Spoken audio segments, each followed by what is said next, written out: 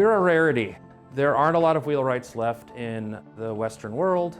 Our shop, as far as I know, is the only pre-industrial Anglo-American shop left in the world. So it's essential that we're practicing the trade.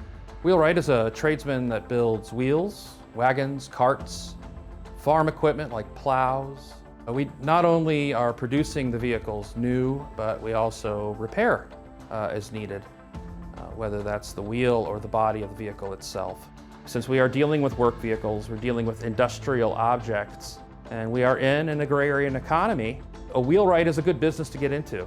It is never a high profit business, but you will always be in demand. Wheelwrights need to know how to do all varieties of woodwork as well as metalwork. Wheelwrights are manufacturing all the metal hardware historically for their vehicles, so being able to manipulate and produce metal pieces as well. We use elm, oak, ash, and poplar. Those are all regional hardwoods that historically are being sourced from central and western Virginia. Historically, things like nails and some metal hardware is being imported, but for the most part, the majority of the stuff is being produced domestically. Anybody could be a wheelwright. So folks, you see examples of not only men, but women, both free and enslaved people were practicing the trade, both going through an apprenticeship, women, of course, running businesses. There really isn't anybody who is restricted from practicing the trade of wheelwright.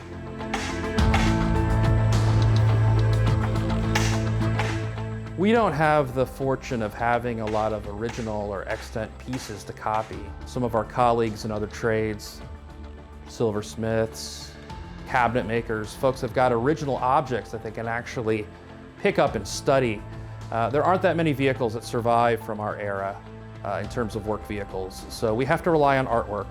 If we're building a cannon carriage, for example, if we are wanting to know how long or how tall it should be, we're looking for reference pieces in there. So we'll look at a musket, or if we're looking at a cart and there's a person in the picture, we could go off the standard height of a woman or standard height of a man as references for how we can scale and produce vehicles.